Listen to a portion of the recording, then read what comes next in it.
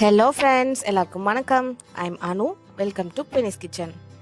நம்ம இன்னைக்கு ரொம்ப ஸ்பெஷலான பூண்டு சட்னி தாங்க பார்க்க போகிறோம்.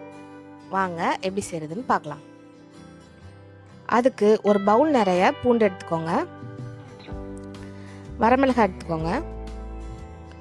இப்போ ஸ்டவ் ஆன் பண்ணி பேன் வச்சு அதில் நல்லெண்ணெய் சேர்த்துக்கிறேன். இந்த பூண்டு சட்னிக்கு நல்லெண்ணெய் தாங்க சேர்க்கணும். ஏன்னா அப்போ தான் இந்த சட்னி கெடாமல் இருக்கும். இப்போ பூண்டு சேர்த்துக்கோங்க. ஏன்னா நல்லா காஞ்சதும் பூண்டு சேர்த்துக்கலாம்.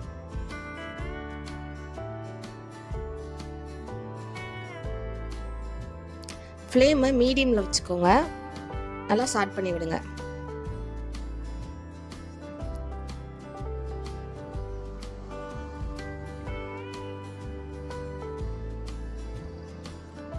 பூண்டு நல்லா கோல்டன் ப்ரௌன் ஆகணும். அது வரைக்கும் நல்லா ஸ்டார்ட் பண்ணி விட்டுட்டே இருங்க. ஃப்ளேம் மீடியம்லேயே இருக்கட்டும்.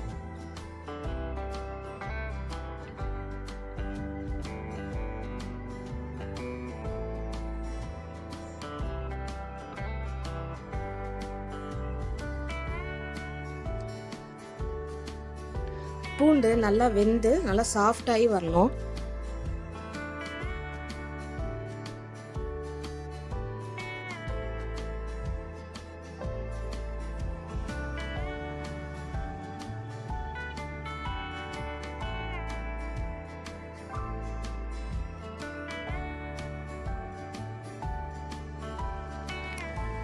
பாருங்க, இந்த மாதிரி நல்லா சாஃப்டாகி வரணும். நல்லா சாஃப்டாக வந்துடுச்சு. நல்லா வெந்து வந்துடுச்சுங்க. இப்போ ஃப்ளேம் ஆஃப் பண்ணிடலாம்.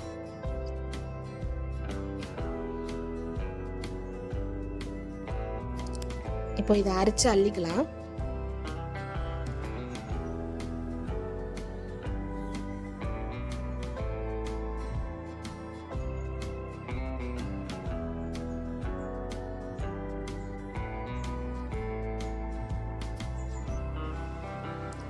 அவ்வளோதாங்க. இதை நல்லா ஆற வச்சிடுங்க. நெக்ஸ்ட்டு அதே எண்ணெயிலேயே வரமிளகாயை சேர்த்துக்கலாம். இதுக்கு ஃப்ளேம் சிம்மில் இருக்கணும். நல்லா லோ ஃப்ளேமில் வச்சுக்கோங்க. ஏன்னா எண்ணெய் ஆல்ரெடி ஹீட்டாக இருக்கனால சீக்கிரம் இது வறுபட்டுரும். நல்லா கலர் சேஞ்ச் ஆகி சலசலன்னு சவுண்ட் கேட்டோன்னா நம்ம அள்ளிடலாம். அவ்வளோதாங்க, ரெடி ஆயிடுச்சு. இது மாதிரி வறுத்து வச்சுக்கோங்க. இதையும் ஆற வச்சுக்கோங்க. அவ்வளோதான். இப்போ நம்ம மிக்ஸி ஜாரில் சேர்த்துக்கலாம். வறுத்த பூண்டையும் அதே போல் வரமிளகாயும் சேர்த்துக்கோங்க.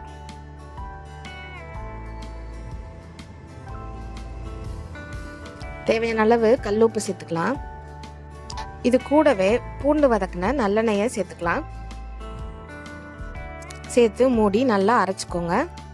ரொம்ப நைஸாக இல்லாமல் ஓரளவுக்கு குறப்பாக அரைச்சிக்கோங்க. அப்போ தான் டேஸ்ட்டு வேறு லெவலில் இருக்குங்க. இதோட ஸ்பெஷலு 3 நாள் கூட கெடாமல் இருக்குங்க. ரொம்ப டேஸ்ட்டாக சூப்பராக இட்லி, தோசை, சப்பாத்தி கூட எல்லாத்துக்குமே பேர் ஆகுங்க. சூப்பராக இருக்கும். கண்டிப்பாக ட்ரை பண்ணி பாருங்கள். உங்களுக்கு ரொம்ப பிடிக்கும். தேங்க்ஸ் ஃபார் வாட்சிங். குயினிஸ் கிச்சனுக்கு சப்ஸ்கிரைப் பண்ணிவிடுங்க.